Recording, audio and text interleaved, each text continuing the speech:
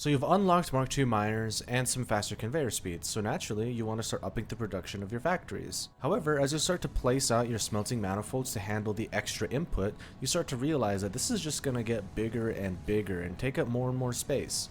What we've got here is 16 smelters to simulate a smelting manifold smelting 2 pure iron nodes. Now if you look at this from an aerial view, you can see that this isn't too bad, but if we start adding more and more resources, it's just going to get bigger.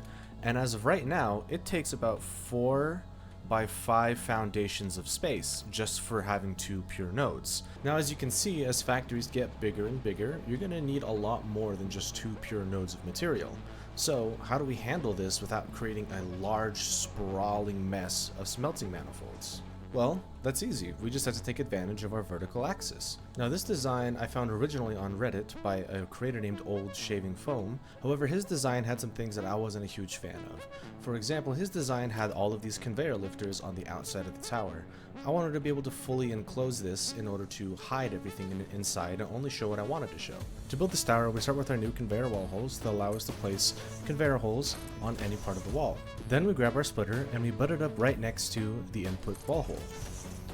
This allows us to connect to any input very easily.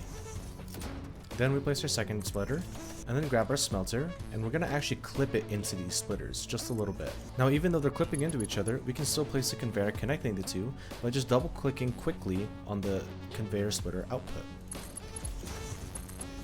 On the merger side, we place our 2 mergers merging to the opposite side of the input. We connect these as normal. However, the conveyor connecting the 2 mergers needs to be fast enough to handle all of the materials in the tower, as this will merge into our output here. To build the next floor, we place another 4-meter basic wall, and then a 1-meter basic wall. This is what we snap our foundation to. To split the materials up to the next floor, we place a conveyor floor lift hole here. To receive materials from the upper floors, we do the same with a floor hole on the opposite corner on the same side. We take our conveyor lift starting at the conveyor floor hole, and then we make sure it's facing the right direction by pressing R and connect it to our splitter. Similarly, we receive from the upper floors in the same way.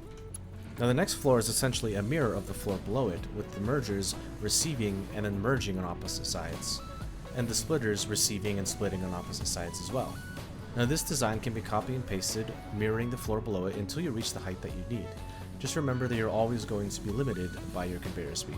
Now the great thing about these towers, not only are they efficient and compact, taking up only 2 by 2 foundations, but they can be uniquely yours. Design them to your heart's content, let your imagination run wild, and build something beautiful.